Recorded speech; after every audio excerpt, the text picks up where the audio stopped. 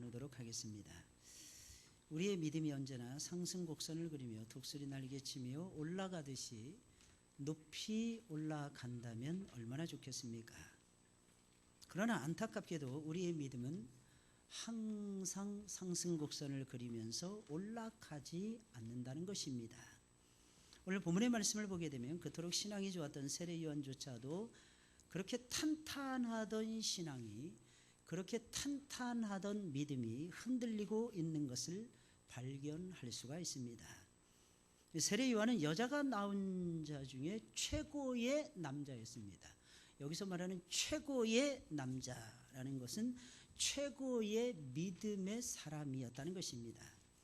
그럼에도 불구하고 그는 예수님이 과연 하나님의 아들이 맞는지, 예수님이 과연 그리스도가 맞는지에 대해서 의심을 하면서 믿음이, 그렇게 탄탄하던 믿음이, 그렇게 좋았던 믿음이 흔들리고 있었던 것입니다. 세례 요한은 우리가 잘 알다시피 누구보다도 믿음이 좋은 사람이었습니다. 그는 가장 먼저 예수님을 알아보았던 위대한 남자였습니다. 예수님이 누구인지 누가 알겠어요? 여러분, 사람의 모습을 똑같이 하고 예수님께서 우리 가운데 내려오셨습니다. 근데 그 예수님께서 세례를 받기 위해서 다른 사람들과의 무리 속에 섞여서 세례 요한 앞으로 다가오고 있었습니다. 그런데 그 예수님을 바라보시면서 제일 먼저 예수님이 하나님의 아들이시다라고 하는 것을 발견했던 사람이 세례 요한이었어요. 세례 요한이 예수님 보자마자 이제 보라, 세상 죄를 지고 가는 하나님의 어린 양이로다 그랬어요. 예수님은 세상 죄를 지고 가시는 하나님의 어린 양이셨더라는 것입니다. 근데 앞으로 언제 어떻게 그 일이 벌어질는지 아무도 몰랐어요. 그런데 세례 요한만큼은 알아보고 있었다는 것입니다. 그러면서 예수님이 그토록 기다리던, 유대인들이 기다리던 메시아가 맞다, 이 사실을 온 세상에 가장 먼저 널리 알렸던 사람이 바로 세례 요한이었습니다. 그는 예수님이 자기보다 뒤에 오시기는 해도 자신과는 비교조차 할 수 없이 크신 분이시며 성령과 불로 세례를 주시는 분이라고 선포를 했습니다. 그는 예수님에게 세례를 베풀었어요. 자신이 세례를 받은 것이 아니라 예수님에게 세례를 베풀었습니다. 그리고 예수님이 사역을 시작하실 수 있도록 예수님의 길을 평탄하게 열었으며, 예수님에게 세례를 베푸실 때 하늘이 열리고 성령이 비둘기같이 임하고 하늘에서 음성이 들려오는 것을 체험을 했습니다. 성령이 비둘기같이 내렸다, 이것은 영적으로 성령이 내리는 것을 보았다라고 하는 뜻이 아니었어요. 여러분, 성령이 실제로 비둘기처럼 강림하는 것이 보여졌다는 것입니다. 성령께서 예수님에게 세례를 주시고 예수님께서 물에서 올라오실 때에 하늘이 열리는 거예요. 그 열려진 하늘을 통해서 성령께서 비둘기같이 내려오시고, 또한 그 하늘에서 예수님을 향해서 음성이 들려오는 것을 이 세례 요한은 듣는 체험을 했다는 것입니다. 이는 내 사랑하는 아들이요 내 기뻐하는 자이니라 라고 하시는 하나님의 음성을 체험을 했습니다. 그럼에도 불구하고 세례 요한은 예수님이 그리스도라고 하는 사실을 의심하면서 그의 탄탄하던 믿음이 흔들리고 있었다는 것입니다. 처음에는 예수님의 길을 예비했던 믿음의 사람임에 틀림이 없었다는 것입니다. 그러나 나중에는 예수님이 과연 그리스도가 맞는지, 예수는 그리스도가 아니겠습니까? 가장 분명한 사실은 예수님은 그리스도라고 하는 사실입니다. 이 그리스도라고 하는 말은 예수님이 메시아라고 하는 뜻입니다. 이 말이 무슨 말이겠어요? 예수님은 하나님의 아들이시라고 하는 뜻이고, 예수님은 우리의 구세주가 된다는 말이 아니겠습니까? 예수님은 세 가지 직분을 가지고 오셨습니다. 예수님은 왕 중에 왕의 모습으로 우리 가운데 내려오셨어요. 예수님은 최고의 선지자의 모습을 가지고 저와 여러분들을 찾아오셨습니다. 우리의 모든 죄짐을 짊어지고 십자가 위에 달려 돌아가시는 참된 제사장의 모습을 가지고 예수 그리스도께서는 이 세상에 태어나셨다고 하는 사실입니다. 그런데도 불구하고 이것을 제일 먼저 알았던 사람이 세례 요한이었어요. 그런데 마지막에는 그의 임종 직전에는 예수님이 그리스도가 맞는 거야? 의심을 하고 나중에는 믿음조차도 흔들려 버리고야 마는, 이러한 나약한 모습을 세례 요한이라고 하는 사람이 저와 여러분들에게 보여주고 있었다는 것입니다. 사랑하는 여러분들, 꼭 기억을 하셔야 됩니다. 아무리 믿음이 좋은 사람이라도 얼마든지 흔들릴 수 있다는 것을 기억을 하셔야 돼요. 내 믿음이 옛날보다 오늘이 좋습니까? 오늘보다 내일이 더 좋을 것 같습니까? 그 사람 축복받은 사람이에요. 엄청나게 복을 받은 사람입니다. 언제나 성령이 충만하고 하나님을 아는 고상한 지식 때문에, 그리스도 예수를 만나는 그 즐거움 때문에 날마다 예배가 기다려지고, 예배 속에서 첫사랑을 체험을 하고, 그 속에서 나에게 주신 소명과 사명을 발견을 하고, 나는 예수님을 누구보다도 열정적으로 사랑하면서 예수님 곁에 딱 달라붙어 있을 거야. 나는 예수님이 너무너무 좋아. 나는 그 예수님 때문에 오늘도 살아가고 있어. 아니, 내일도 살아갈 거야. 지금까지 내가 그렇게 살아왔어. 앞으로도 내가 그렇게 살아갈 거야. 그래서 믿음이 좋아지시는 분들이 계십니까? 여러분, 그 사람은 엄청난 하나님의 복을 받은 사람이에요. 참 이상한 것은요, 이상하게 믿음이 자꾸 흔들리더라는 것입니다. 말씀을 잘 들어요. 예배를 잘 드립니다. 모임도 열심히 갔습니다. 형제 자매 간의 사랑의 교제도 열심히 나눕니다. 근데 이상하게 믿음이 올라가지를 않는 거예요. 에베소서 2장 8절에 믿음은 하나님의 뭐라 그랬어요? 선물이라 그랬어요. 선물. 하나님의 사랑을 체험합니다. 그러면 하나님이 우리에게 마지막으로 주시는 위대한 선물이 있는데, 그것이 무엇입니까? 바로 믿음이라는 거예요. 이 믿음은 하나님이 나에게 주신 위대한 선물이에요. 이 믿음이 탄탄해지려면 하나님의 사랑을 더 많이 체험을 하셔야 돼요. 예수님이 나를 위해서 돌아가셨다. 예수님이 나를 위해서 지금도 하나님 보좌 우편에서 기도하고 계신다. 지금도 천사들을 동원하고 계신다. 하나님이 나를 안위하여 주신다. 하나님이 나를 보호하고 계신다. 하나님이 나를 인도하고 계신다. 하나님이 나에게 복을 부어주시고 계신다. 이런 확신이 없으면요, 믿음이 이상하게 흔들려 버리고야 말더라 하는 것입니다. 할렐루야. 사랑하는 여러분들, 여러분들의 믿음을 잘 건사하시길 예수님의 이름으로 축원을 드립니다. 믿음이 좋아져야 돼요. 성도의 믿음이. 여러분, 지식은 얼마든지 좋아지게 할 수 있어요. 여러분, 이 세상에 살아가는 능력 얼마든지 좋아질 수 있습니다. 그것은 예수님 안 믿어도 지혜와 능력은 얼마든지 받아서 누릴 수가 있어요. 그런데 믿음은 그렇게 될 수가 없는 거예요. 믿음은 하나님과 나와의 관계, 하나님이 나를 사랑하시는 관계, 내가 하나님을 사랑하신다는 고백의 관계, 구원의 즐거움에 대한 기쁨과 환희가 계속해서 넘쳐 흐르면서 성령의 기름 부어주시는 역사가 아니고서는 저와 여러분들의 믿음은 올라갈 수가 없으라는 것입니다. 그래서 어떻게 되는 거예요? 날마다 찌그러드는 거예요. 구석에. 이상하게 세상적으로는 잘 되고 있어요. 자녀들이 대학도 잘 들어갑니다. 아이들이 직장도 취업의 문이 어렵다고 하는데, 요즘 보니까 뭐 30%니 40%니 청년 실업에 대해서 논하고 있어요. 그런데도 불구하고 우리 아이들은 직장을 잘 들어가는 거예요. 이상하게 미안합니다, 이렇게 표현했어요. 이상 질병도 잘 안 걸려요. 겨울 내내 감기도 잘 안 하는. 사랑하는 여러분들, 그것이 축복이죠. 그죠? 엄청난 축복이죠. 그러나 사랑하는 여러분들 꼭 기억하셔야 됩니다. 그것이 본질적인 하나님이 우리에게 부어주시고자 하는 진정한 축복의 모습은 아니라는 거예요. 진정한 축복의 모습은 하나님을 사랑하는 것입니다. 하나님을 아는 고상한 지식이 내 영혼을 움직이는 것입니다. 내 삶을 끌고 가는 것입니다. 그리고 나는 하나님을 믿고 있는 것입니다. 그 믿음이 어제보다는 오늘이 좋아지고 오늘보다는 내일이 좋아져야만 되더라는 것입니다. 이것이 하나님이 우리에게 주시는 최고의 축복이라고 하는 사실입니다. 할렐루야. 사랑하는 여러분들, 믿으시기를 예수님의 이름으로 축원을 드립니다. 그런데 참 이상한 건, 아무리 믿음이 좋은 사람이라도 얼마든지 믿음이 흔들릴 수 있다는 거예요. 내가 흔들리면 우리는 이렇게 생각을 하죠. 따라서 당연한 거죠. 따라서 해보세요. 당연한 거죠. 남이 흔들리면 어떻게 하는 거예요? 에이, 조롱하는 거예요. 에이, 남이 흔들리면. 어떻게 믿는 사람이 저럴 수가 있어?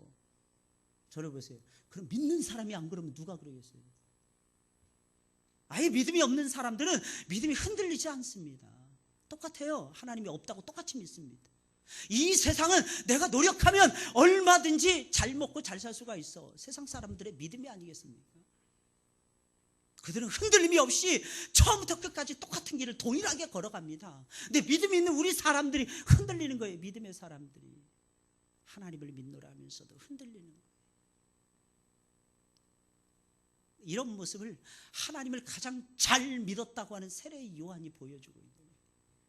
그리고 여러분들 어떨 것 같아요? 여러분들 얼마든지 여러분들도 그렇게 될 수 있다는 것입니다. 제발 흉보지 마세요. 제발 흉보지 마세요. 흉보면서 남 욕하면서 닮아가잖아요. 내가 똑같이 그렇게 되는 거 아닐까요? 다른 사람이 그러면 이렇게 생각을 해야 돼요. 경계로 삼아야 되는 거예요. 혹시 내 믿음이 떨어지면 어떡하지? 혹시 나도 저렇게 되지는 않을까? 자기 검증을 해야 돼요. 내 신앙을 돌아봐야 되는 것입니다. 나도 저렇게 되면 어떡하지? 조심하는 거예요. 더 많이? 그러면서 마음속이 꿈틀꿈틀 되는 거예요. 예전보다 더 많이 주님 사랑해야지. 예수님이 나를 위해서 십자가 위에서 달려 돌아가셨음을 내가 머릿속에 뼛속 깊숙이 새기고 살아야지. 그 하나님의 말씀을 따라서 하나님을 사랑을 하고 이웃을 내 몸과 같이 아껴주면서 살아가야지.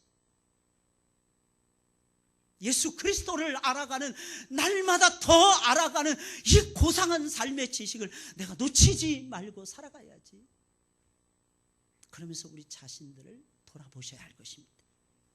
그럼 세례 요한의 믿음이 흔들린 이유가 무엇입니까? 그토록 견고하던 믿음이 왜 흔들렸던 것입니까? 여러분, 요한의 믿음이 흔들렸을 때가 언제인지 살펴보면 쉽게 짐작을 해볼 수가 있습니다. 그의 믿음이 흔들렸을 때는 그가 천연의 요새라고 일컬어지는 마카이루스라고 하는 성에 갇혀 있을 때였습니다. 여러분, 이 감옥은 사해 동편에 위치하고 있었는데 요한은 이 감옥에 약 1년 정도 갇혀 있었다고 합니다.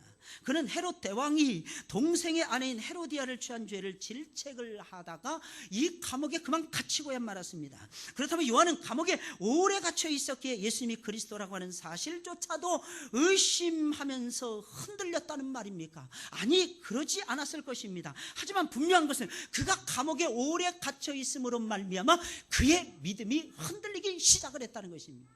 여러분, 사람의 믿음이 언제 흔들리는 것입니까? 아주 간단해요. 어려움이 한 번 오면 흔들리지 않아요. 여러 번 반복해서 계속해서 왔을 때 우리의 믿음이 흔들리더라는 것입니다. 한 번쯤은, 아니 한 10번쯤은 쉽게 넘어갈 수 있어요. 근데 한 100번 믿음의 어려움이 계속 찾아온다고 생각을 해보세요. 이거 금방 지나갈 거야. 우리 이렇게 생각해야 돼요. 어려움이 탁 오면은요, 금방 지나갈 거예요. 금방 지나서 해처럼 밝은 날을 하나님께서 예비해 놓으셨어. 그러면 쉽게 건너갈 수 있어요. 그런데 이상하게 어려움이 밀려오게 되면은요, 이 어려움이 언제 끝나지? 마귀가 속삭이는 거예요. 아니야, 영원히 끝나지 않을 거야. 한번 아파지기 시작을 합니다. 아파지기 시작을 해요. 이 아픔이 언제 끝날까? 마귀는 속삭이는 것입니다. 내가 죽을 때까지도 이 아픔이 끝나지 않을 거야. 옛날에 콜로세움에 엄마와 아들이 사자밥이 되기 위해서 나무에 매달려 있었다고 합니다. 콜로세움에, 로마의 압제시대에. 근데 아들이 10살 남짓한 아들이 있었고 엄마는 30대 중반의 젊은 엄마였어요. 아들이 엄마에게 물어보는 거예요. 엄마, 나 너무 무서워. 왜냐하면 사자들이 으르렁으르렁 대면서 지금 자기를 향해서 달려오고 있거든요. 죽음 앞에서 어린아이니까 얼마나 사시나무 떨듯이 떨었겠습니까? 엄마, 나 정말 무서워. 그랬더니 엄마가 아들을 물끄러미 내려다보면서 이렇게 말했답니다. 아들아, 엄마도 무섭단다. 아들아, 엄마도 무섭단다. 그런데 사랑하는 아들아, 염려하지 마라. 이 시간은 금방 지나갈 것이란다. 금방 지나가고 내 영혼은 하나님의 품에 안기게 될 것입니다. 하나님의 품에, 아들아, 사자밥에 물리는 것을 두려워하지 말고 하나님의 품에 안기는 것으로 기뻐하거라. 우리는 잘못 생각할 때가 너무 많아요. 이 생각이 굉장히 중요해요. 어려움이 있으면 어려움은 금방 지나가요. 이 어려움이 2년에서 더 빨리 주님께 나아가고 더 많이 저와 여러분들이 소망의 행진을 하고 있다는 것을 저와 여러분들이 기억을 하셔야만 되는 것입니다. 근데 이상하게 어려움이 밀려오면 꼭 죽을 것 같아요. 한번 따라서 해볼까요? 목사님, 꼭 죽을 것 같아요. 그렇지 않나요? 그죠? 이상하게 그걸로 다 모든 것이 다 끝날 것 같아요. 어려움은 계속될 것 같아요. 어려움은 영원히 계속될 것 같다는 것입니다. 그러나 사랑하는 여러분들 꼭 명심하세요. 금방 다 지나가 버립니다. 금방 다 지나가 버려요. 그리고 언제 그랬냐는 듯이 해가 그냥 막 쨍쨍 내리죠. 지난 주 중에 얼마나 추웠어요. 그죠? 막 눈도 내리고 그냥 얼음 꽁꽁 얼었어요. 제가 주차장에 가보니까 전부 다 빙판이에요. 전부 다 빙판이에요.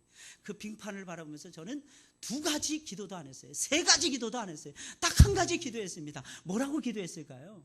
하나님, 우리에게 따사로운 햇볕을 주세요. 하나님, 딱 1가지 기도했어요. 하나님, 우리에게 따사로운 햇볕을 주세요. 그러니까 그 다음 날부터 풀려더라고요. 할렐루야. 따라서 하겠습니다. 목사님 기도만 그렇게 빨리 응답이 되는 거예요. 저는 저를 위해서 기도하기보다는 우리 성도들을 위해서 기도하고 교회를 위해서 기도를 하니까 하나님이 정말 빨리 응답해 주시는 것 같아요. 그 다음 날은요, 햇빛이 쨍쨍해서 온도가 쓱 올라가는 거예요. 밤에도 녹을 정도로 하나님이 영상의 포근한 기운을 지금 3일째 계속 주고 있는 거예요. 그러니까 어떻게 되는 거예요? 그러니까 얼음이 어떻게 돼요? 녹아버리는 거죠. 눈이 순식간에 사라지면 온 동네가 순식간에 깨끗해지더라는 것입니다. 할렐루야. 꼭 명심하세요. 금방 지나가더라는 것입니다. 여러분, 그러나 요한의 믿음을 뿌리채 흔들어 놓은 것은 예수님이 하시는 일에 대한 그의 생각 때문이었습니다. 예수님이 하시는 일이 그의 마음에 들지 않았기에 요한의 믿음이 흔들렸다는 것입니다. 요한은 예수님이 하시는 일에 대해서 불만을 가지고 있었어요. 그는 예수님이 오시면 세상을 심판하실 것이다 라고 철석같이 믿고 있었어요. 그런데 예수님이 오셨는데도 세상을 심판하지 않는 거예요. 오히려 예수님이 세상을 사랑하시는 것이었습니다. 세례 요한이 이렇게 외쳤습니다. 도끼가 이미 나무 뿌리에 놓였기에 좋은 열매를 맺지 않는 나무마다 찍혀서 불에 던져질 것이니라. 심판을 외쳤어요. 그런데 예수님이 오시더니 심판의 말씀이 아니라 사랑의 말씀을 외치는 것이었습니다. 그러시면서 예수님은 죄인들을 하나하나 불러서 사랑으로 품어주시는 것이었습니다. 세례 요한은 예수님에 대한 자기 나름대로의 상을 가지고 있었습니다. 오늘날 수많은 사람들도 교회에 와서 오히려 시험을 받습니다. 이유가 무엇일까요? 자기 나름대로의 상을 가지고 있다는 것입니다. 근데 그 상의 모습하고 예수님의 모습이 같지가 않더라는 것입니다. 예수님이 오시면 의인들은 축복의 자리로 모을 것이고 다 알고 있잖아요. 의인은 상을 받는다는 것은 다 알고 있잖아요. 악인들은 모아서 불러 태워버리든지 아니면 지옥불에 던지는 심판을 내리든지 둘 중에 하나는 할 것이다. 모든 사람들이 다 그렇게 생각하고 있어요. 세례 요한도 역시 마찬가지예요. 사실이었습니다. 예수님이 오시는 그 순간부터 종말은 시작됐어요. 그분에 의해서 세상은 마지막 최후의 심판을 받고야 말 것입니다. 하지만 예수님의 생각과 요한의 생각에는 차이가 있었어요. 예수님의 생각과 우리들의 생각은 차이가 있다는 것을 아셔야 됩니다. 그러니까 우리는 어떻게 해야 돼요? 그러니까 성경을 보셔야 되는 거예요. 날마다. 여러분들이 가지고 있는 생각이 성경하고 딱 맞으면 뭐 때문에 성경을 보겠습니까? 몰라. 전부 다 몰라. 따라서 하겠습니다. 왜 이렇게? 모르는 게 많은 거야. 말씀 들을 때마다 모르겠잖아요. 그죠? 그러니까 말씀 잘 들으시길 예수님의 이름으로 축원을 드립니다. 우리 차장대 차장했잖아요. 열어주소서. 뭘 열어달라는 거예요? 눈을 열어달라는 거예요. 눈을. 그래서 예배는 뭐 하는 거라 그랬어요? 보는 것이라 그랬잖아요. 예배는 하나님의 영광을 보는 것이 예배는. 열어주소서. 뭘 열어달라 그랬어요? 귀를 열어야 돼. 뭐 하는 거예요? 예배는 하나님의 음성을 듣는 거예요. 하나님의 말씀을 듣는 거예요. 하나님 말씀 듣고 제발 도전 받으세요. 그리고 여러분들 새로운 인생을 살아가시길 예수님의 이름으로 축원을 드립니다. 요한은 이렇게 생각했어요. 불의한 죄인은 무조건 심판을 받아야 된다. 예수님은 생각이 달랐어요. 그 가운데서도 건질 죄인은 있다. 예수님이 생각하셨어요. 그래서 예수님이 한 사람이라도 더 건지기 위해서 뭘 했느냐? 하나님의 사랑의 말씀을 사람들에게 들려주기 시작을 했어요. 그리고 죄인들을 하나하나 예수님의 품으로 안아주시기 시작을 했어요.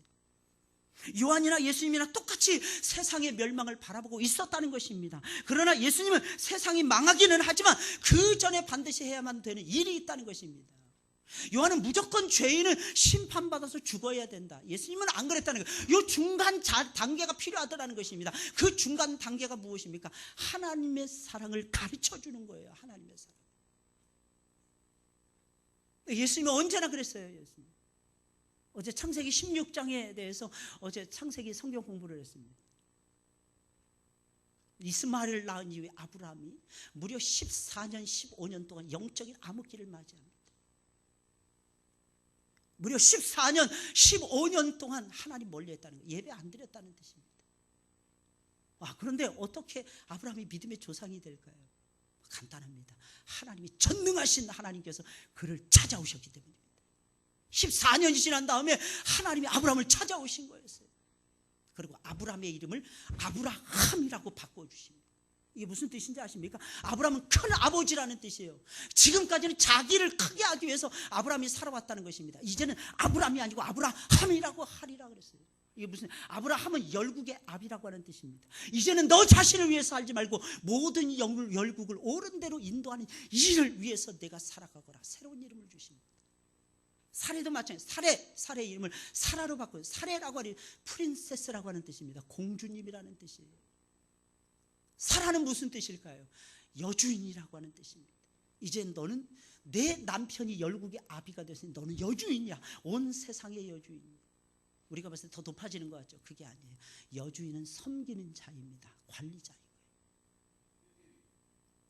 한 사람이라도 더 하나님 앞에 세우기 위해서 애쓰고 수고하는 아브라함과 사라로 하나님 바꿔주신 거예요. 그래서 우리에게 영적인 고통을 하나님이 주시는 거예요. 하나님이 떡하니 나타나서 책망하실 줄 알았어요. 근데 이상하게 책망은 안 하시는 거예요.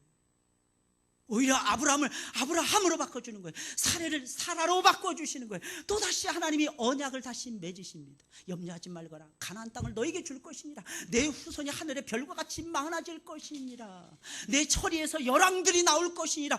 열국이 내 허리에서 나올 것이니라. 모든 열국을 내가 정복하면서 하나님의 영광을 나타내는 위대한 삶을 살게 될 것이니라. 뭘 들은 거예요? 하나님의 음성을 들었다. 인생도 마찬가지입니다. 하나님이 우리를 사랑하신다는 사랑의 음성을 들어야 되는 것입니다. 할렐루야. 믿으시기를 예수님의 이름으로 축원을 드립니다. 그러니까 그 중간 단계가 있다. 그 과정이 있다는 거예요. 그래서 여러분들이 그 과정을 설명해 주셔야 돼요. 그 과정을 여러분들의 얼굴로 표현해 주셔야 되는 거예요. 여러분들의 성숙된 인품을 가지고 표현해 주셔야 되는 거예요. 예수님은 우리에게 환난을 인내는 연단은 소망을 이룬다 그랬어요. 환난이 인내하는 성품을 만들어내요. 그 인내 속에서 여러분들이 사랑과 희락과 화평과 충성과 오래 참음과 자비와 양성과 이런 것들을 저와 여러분들이 길러낼 수가 있는 것입니다. 이런 것들은 저절로 오는 것이 아니에요. 어떻게 내 살을 깎아낼 수가 있겠어요? 내가 아파야 깎아내는 거예요. 아파야. 아픈 사람들은 자기 수술대 위에 자기를 올려놓습니다. 아프지 않은 사람은 자기를 수술대 위에 올려놓지 않아요.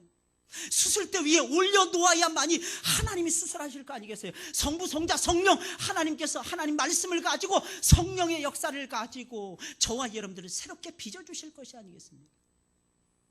근데 이 과정을 세례 요한은 몰랐더라는 것입니다. 사랑의 말씀으로 한 사람이라도 더 설득해서 내가 건져내겠다. 이게 예수 그리스도의 생각이었습니다. 바로 이러한 예수님의 모습이 요한이 생각하시는 메시아상이 아니었다는 것입니다. 이런 모습에 실망을 한 것입니다. 크게 실망을 해서 시험에 빠져버리고야 말았던 것입니다. 제가 누누이 말씀드리죠. 개구리는 올챙이적 생각을 하셔야 된다. 저는 설교 말씀을 이렇게 늘 준비하면서 이런 생각을 가져요.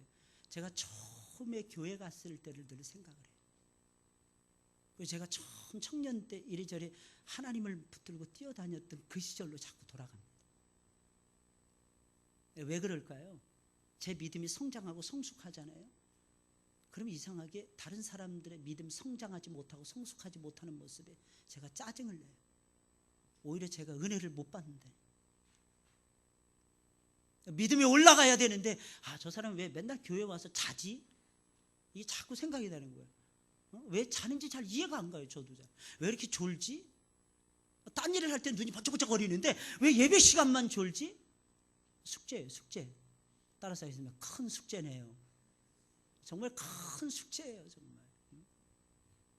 빨리 깨달으셔야 돼요. 빨리 깨달으시고 벌떡벌떡 일어나셔야 됩니다. 할렐루야. 근데 이해해요. 왜 이해하는? 모를 수도 있잖아요. 힘이 안 될 수도 있잖아요. 체력이 안 따라줄 수도 있잖아요. 아니면 다른 근심 걱정이 너무 많아서 근심에 눌리니까, 근심에 눌려버리니까 그렇게 될 수 있겠구나, 이런 생각을 가지고 자꾸 이해하려고 했어요. 그건 제가 이해하는 것이고, 여러분들의 영혼은 여러분들의 영혼 스스로 여러분들의 영혼을 지켜나가시길 예수님의 이름으로 부탁을 드립니다. 무엇보다도 요한의 믿음이 침체되었던 것은 자신은 불의를 거부하다가 1년 이상이나 감옥에 갇혀 있는데 예수님은 단 한 번도 그를 방문하거나 그에게 격려의 말씀조차도 해주지 않고 있었기 때문입니다. 자기는 언제 죽을지 모르는 처지에 놓여 있는데 예수님은 단 한 번도 방문을 안 하시는 거예요. 단 한 번도 격려의 말씀을 들려주지 않고 있었더라는 것입니다. 거기에 세례 요한이 실망을 한 거예요. 그런 거 아니겠습니까? 우리가 죽도록 예수님을 위해서 일을 했습니다. 그런데 목사님이 신방 오실 줄 알았는데 병원에 입원해 있는데 열흘이 지나가도 신방을 안 오는 거야. 여러분, 일주일이 지나도 신방을 안 오는 거야. 여러분, 무려 한 달이 지나가도 신방을 안 오시는 거예요. 그러면 여러분들의 마음속에 딱 교회가 여기밖에 없어? 그죠? 그냥 대번 일어나지 않나? 다른 목사님들은 열흘이 멀다 하고 막 그냥 왔다 갔다, 발이 닳도록 왔다 갔다 하시는데 보니까 저 앞에 누워 계신 할머니한테는 늘 오시는 거예요. 할렐루야. 그 목사님 바쁘지 않아서 거기 가신 거 아닐까요? 근데 마음의 이상에 상처가 되는 거예요. 우리가 예수님 믿으면서 그 작은 일에 넘어질 때가 있다는 것입니다. 많은 사람들이 신앙생활하다가 실망하며 실족하는 이유가 무엇입니까? 큰일 가지고 실망하지 않아요. 어쩌다가 목사가 아브람 얘기하다가 모세 얘기했다고 해서 실망하지 않습니다. 사도 바울 이야기했다가 갑자기 다윗으로 점프한다고 해서 실망하지 않습니다. 작은 거예요. 내 마음 몰라졌다는 거예요. 내 처지와 형편을 우리 목사님이 살펴주시지 못했다는 것입니다. 그때 홀라당 마귀에게 넘어가는 것입니다. 자신들이 생각하는 하나님에 대한 상이 있는데 그 상대로 하나님이 안 해주신다는 것이었습니다. 세상은 점점 불의가 판을 치고 있는데 하나님은 가만히 보고만 계시는 것처럼 느껴진다는 거예요. 게다가 지금 내 자신은 엄청나게 힘들고 어려운데 하나님은 내 사정을 외면하시는 것처럼 보여진다는 것입니다. 만약에 예수님께서 오시자마자 세상을 심판하셨다면 여러분, 세상이 어떻게 되었겠습니까? 세상은 아마 쑥대밭이 되었을 것입니다. 온데간데 없어져 버리고 몽땅 다 흔적도 없이 사라져 버렸을 것입니다. 만약에 예수님께서 사랑의 말씀을 들려주지 아니하시고 만날 감옥에 갇혀있는 세례 요한을 찾아가서 위로만 해주었다면 어떻게 제자가 길러졌을 것이고, 어떻게 하나님의 말씀이 들려졌을 것이고, 어떻게 죄인들이, 병자들이 고침을 받는 놀라운 역사가 이루어졌겠습니까? 근데 이 사실을 우리는 생각을 못하는 거죠. 그래서 이 마음을 넓히셔야 돼요. 마음이 좁아지잖아요. 그러면 생각도 좁아집니다. 마음이 넓어지잖아요. 마음도 생각도 넓어지고 삶도 넓어집니다. 남자가 언제 제일 멋있을까요? 키 크고 잘생긴 멋있죠, 그죠? 키 크고 잘생긴 멋이잖아요. 근데 그렇지 않더라고요. 저는 봤을 때 남자가 제일 멋있을 때가 있는 것 같아요. 그때가 언제일까요? 마음의 그릇이 넓게 보여졌을 때. 남자는요, 마음의 그릇이 넓어야 돼요. 그래야 여자들이 쨍쨍쨍쨍 거리는 소리를 다 받아들일 수 있는. 한번 살아보세요. 여자들은 계속 쉴 새 없이 쨍쨍쨍쨍 거리잖아요. 아침에도 점심에도 저녁에도 쉬지 않습니다. 여러분들 딸을 가지고 계시면, 저는 딸이 둘이잖아요. 그래서 어떤 신랑감을 우리 아이들에게 하나님 붙여주시면 좋겠다. 딱 생각하는 게 있어요. 신앙은 기본이지만 마음의 그릇이 넓은 놈을 만났으면 좋겠어요.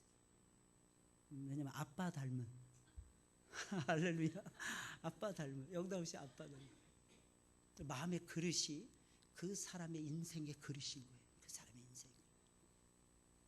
세례 요한은 의롭게 산 사람들의 특징이 있습니다. 마음이 좁쌀보다도 작다는 거죠. 이거 쉽게 넘어갈 수 있는 문제였잖아요. 근데 이 사람은 30년이 넘게 평생을 의롭게 살아온 거야. 그러니까 남이 의롭지 못한 건 용납이 안 되는 거야. 아예 처음부터 용납이 안 되는 거야. 심지어는 하나님의 마음조차도 용납이 안 되는 거야. 그 사람은요, 어렸을 때 성장하면서 좀 굴곡이 있어야 돼. 좀 못된 짓도 좀 한 놈 만나야 돼. 할렐루야. 그런 놈이 나중에 잘하는 거야. 그런 놈들이. 너무 착하게만 나는 착해요, 이 얼굴에 쓰여져 있는 놈들은 속이 좁쌀보다도 못해요. 이게 밴댕이 압니까? 밴댕이 진짜 작더라고. 그 밴댕이 소갈딱지보다 작다는 거예요.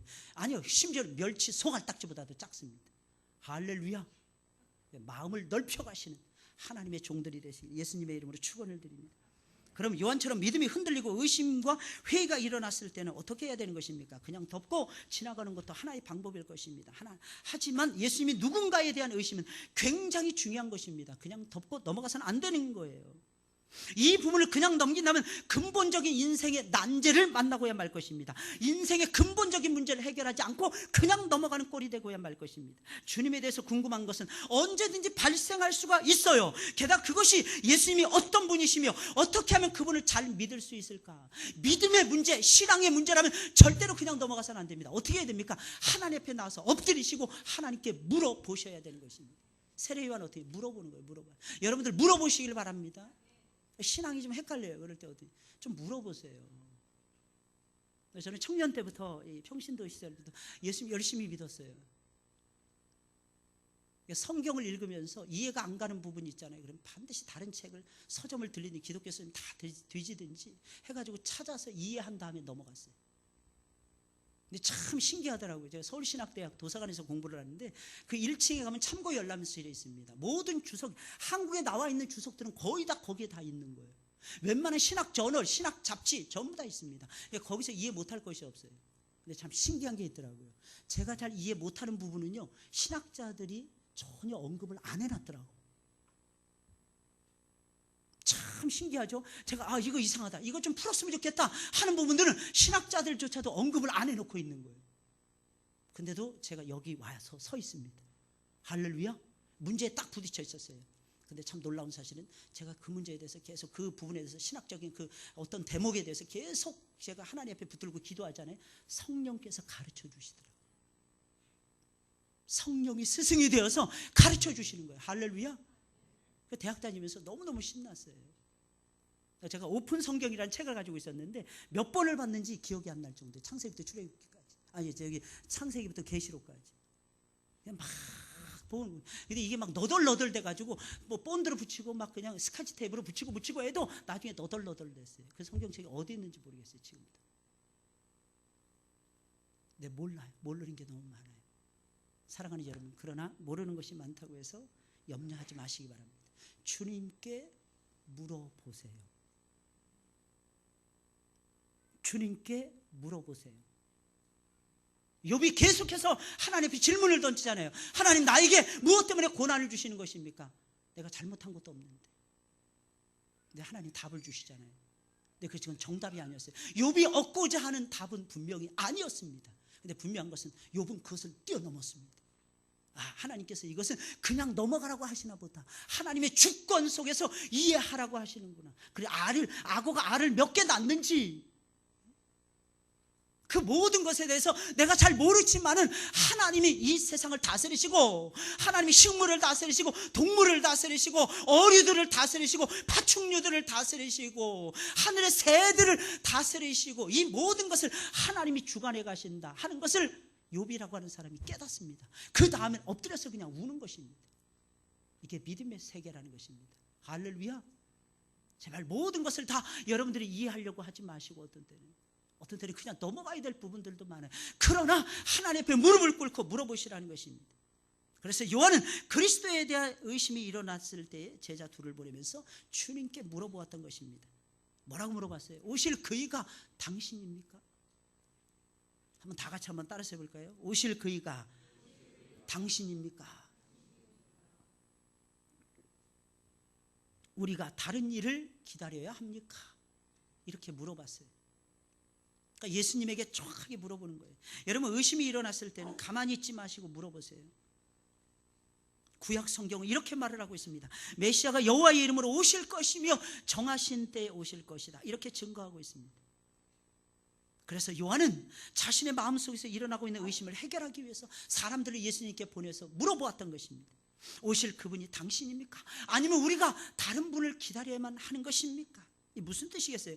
자신의 흔들리는 믿음, 이 믿음이 부끄러워하지 아니하고 정직하게 예수님 앞에 노출을 시켰다는 것입니다. 노출하는 게 굉장히 중요해요. 사랑하는 여러분들, 어떤 어려움을 만나든지 예수님의 손바닥 위에다 노출하세요. 창피하게 아닙니다.